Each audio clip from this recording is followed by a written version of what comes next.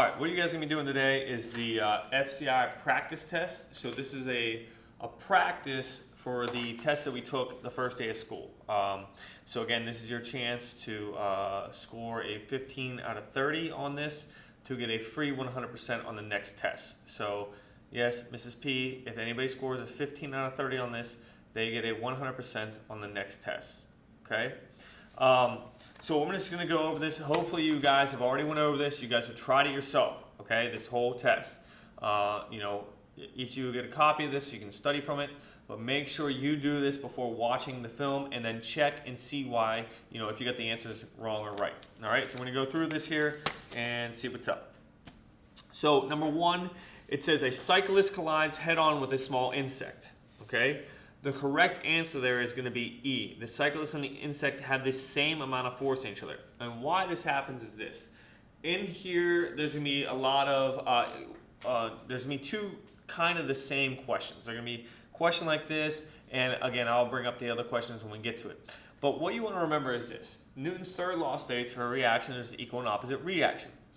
We are looking at the point where the bug actually hits the windshield, okay? So at that point of contact, the bug is pushing on the windshield is only pushing back the same amount as the bug pushes on it. It's just like me pushing on this wall, all right? I'm pushing on the wall is pushing back equal on me, and that's why I'm not moving, all right? Even if I am moving and I put my hand there, okay, it stops me to my motion, but it's equally and opposite. So any time you get a question where it's talking about the point of contact and it's comparing two forces opposing each other, okay, it's always going to be equal and opposite. Okay, so going right along with this, number two says, as a young man pushes a lawnmower as shown in the figure below, so while he is accelerating up to getting to his cutting speed, so he's accelerating, okay, so you might think, oh, he has acceleration, so he must be pushing more. No, he's not asking how much force he has to be pushing more than what's resisting him, okay? Because I would agree with that. If you said that you had to push more force than the friction in the wheels in the grass, resisting the mower, I would agree you would have to push with more. But what it's asking you is how much force does the handle actually push back on him when he's pushing the lawnmower at a, accelerate, okay? So you're talking about two opposing forces. All right, so the answer there is going to be A. The force he pushes the lawnmower with is the same that the mower pushes back on him. All right, again, 3. After the mower reaches a constant cutting speed. So in this case, we're talking about the same thing. So again, the answer to that one's going to be A. The force he pushes the lawnmower with is the same that the mower pushes back on him. All right. Number 4 says, a hunter uses a bow to launch an arrow. The arrow has a mass of 100 grams, and the arrow has a mass of 100 grams, the bow has a mass of 1.2 kilograms. When a hunter releases the bowstring, the arrow is propelled away at a high speed. While the string is pushed the arrow to accelerate it, but before the arrow reaches top speed. Okay, so what you're looking at here is this. So you got a bow and arrow, all right? Right when you release it, the string is pushing on the arrow, okay? How much is the arrow pushing back on it? Oh, we're talking about a contact point. In other words, two opposing forces. So again, that's going to remain the same thing here, where E, they exert the same amount on each other. Okay?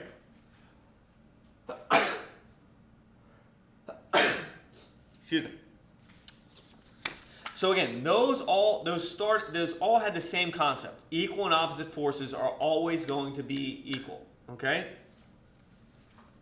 So number 5, here's where it gets a little bit different because I'm not talking about equal and opposite forces. I'm talking about a force in something that's opposing it. So number 5, you have an airplane taking off vertically, okay?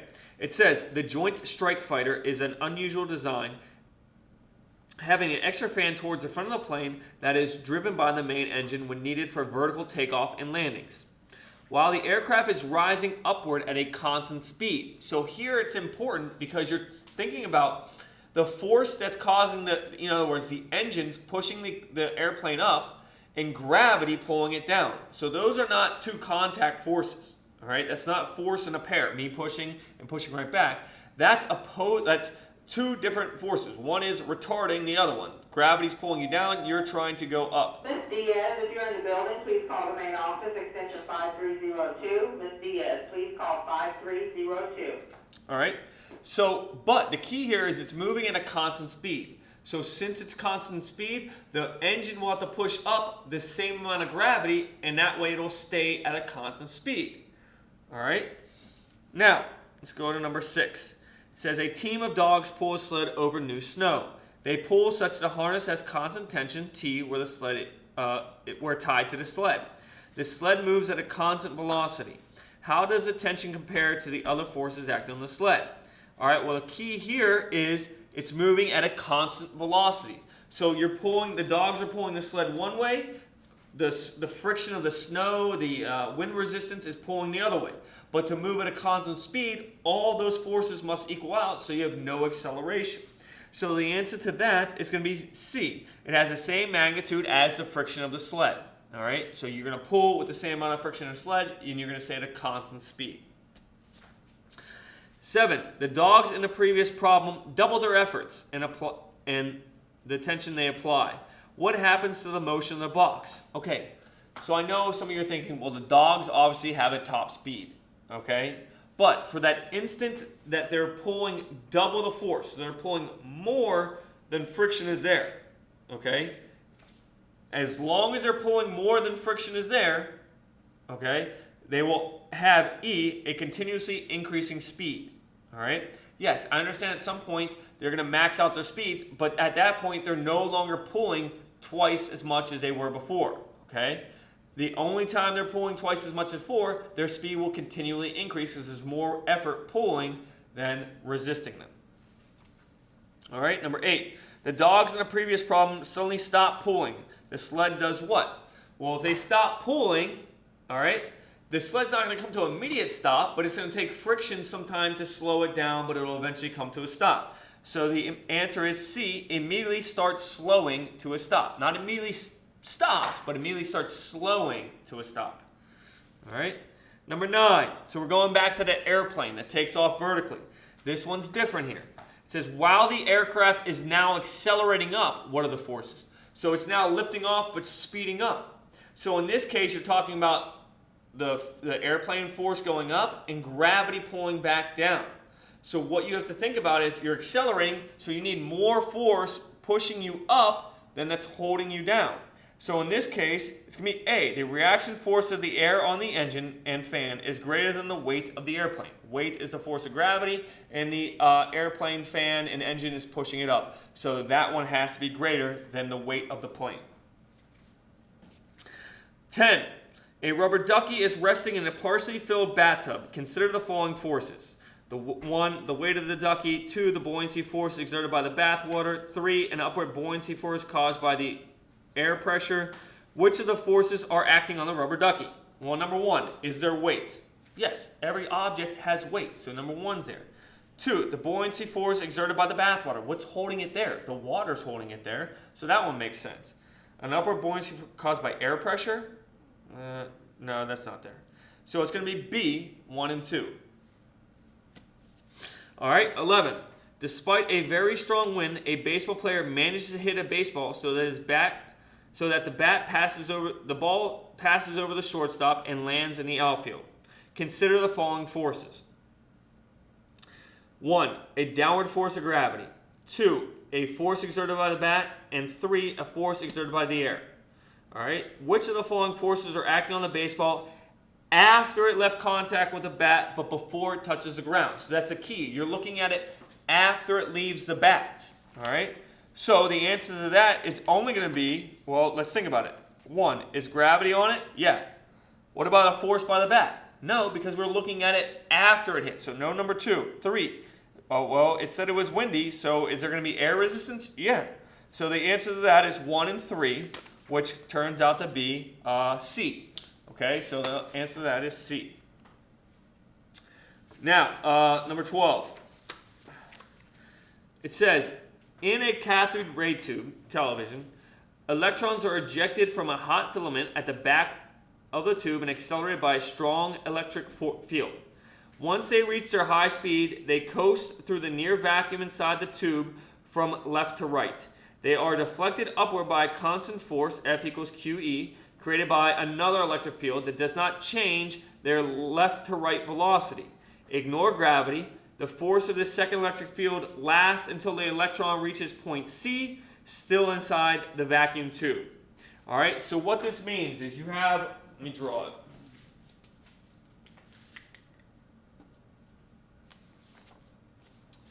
You have this electron going this way, left to right. At point B, it gets a force in that way. That's the force. It's a constant force. As long as it's in that electric field, it's a constant force. So once this electron hits here, it's going to be pushed upward. It does not lose its left to right velocity, so the path it's going to take is, okay, it's going to start moving faster and faster in that direction. So it's going to look, all right, slowly upwards, it's going to speed up, speed up, speed up, speed up, until it reaches point C. All right? So it asks, which of the path below best represent the path of electrons between B and C? Well, it's going to start moving up instantaneously, except it's going to be moving up slow. It's going to speed up in this direction. So the path there is going to be E. Now, as it moves from position B to C, what happens to its velocity? Well, it stays left and right, but it also increases its vertical velocity. So that means its velocity is continually increasing. So the answer to 13 is B. Now, beyond point C, there is nothing acting on it. No forces, no gravity, no air resistance. Okay? So there's no forces. And this goes to Newton's first law. A body in motion tends to stay in motion in direction and speed. So that thing is going to move the same way in a straight line because there's nothing acting on it. So at that point, and the velocity of it is going to remain constant, okay? Because there's nothing acting on it. So once it gets to point C, its direction and speed are going to remain constant because there's no outside forces acting on it. 15. Curling is a sport involving heavy polished stones that slide on frozen lakes with very little friction. The object is to get your stones as close to the center of the distant target as possible. Stones of players from earlier turns are often in the way, and collisions are part of the game. This view is from above, looking at the ice. What path will the moving stone take after hitting the stationary stone? So I have here the dark black stone, the colored one in, is stationary. This stone is moving that way. All right, they're the same size. Sorry, I didn't draw them the same size. All right. So the difference between this and the last one is the last one, the electron one, the force was the entire time. Keep pushing on. This is a one-time force, and they're going to hit and separate. Okay. So what's going to happen is this is going to slam into here, and it's going to go off in a straight line. Okay. So it's going to come in, hit, and go off in a straight line because after they touch, there's nothing acting on them. Okay. There's nothing acting on them. So the path it's going to take is B. So 15 is B. 16 says, along the nearly frictionless path you've chosen in 15, the speed of the stone after the collision with the stationary stone is, well, since they say it's nearly frictionless, you can say it's nearly constant because there's nothing else. No friction, no change in speed. So it's constant direction, constant velocity.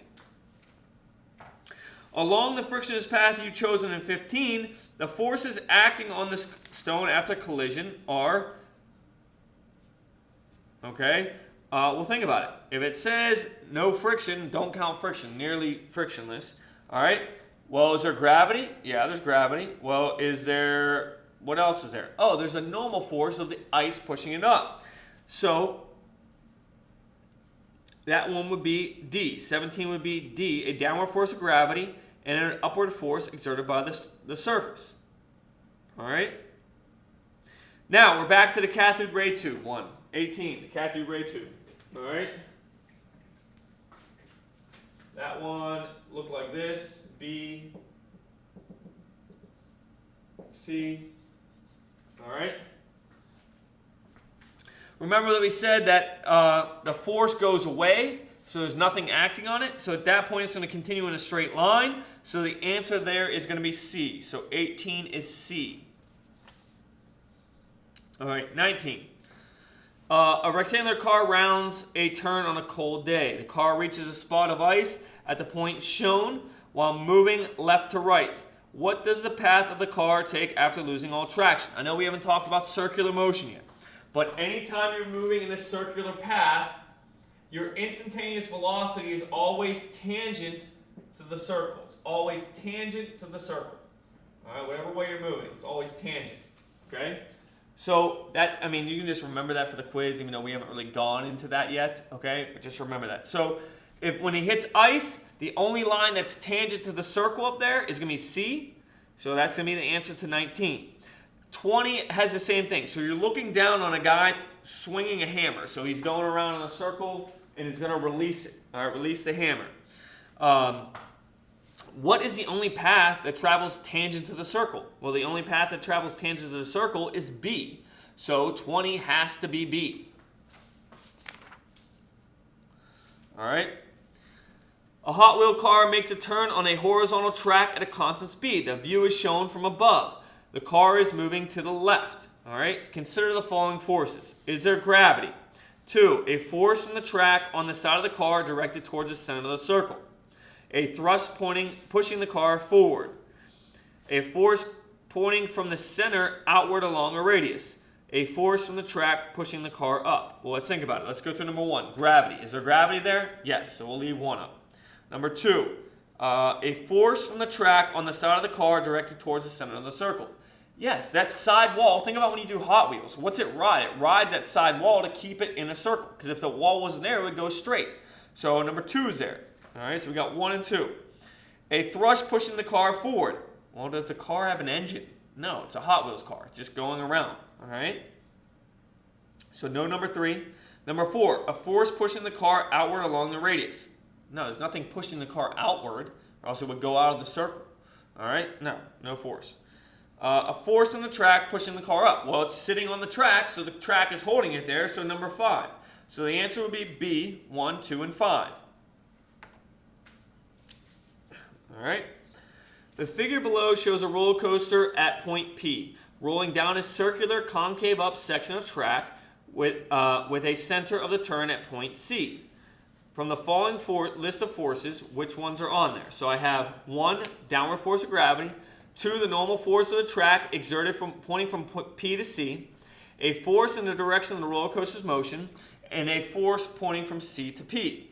So when we're looking at it, let's go through it. Is there a downward force of gravity? Yeah, gravity's pulling the roller coaster down.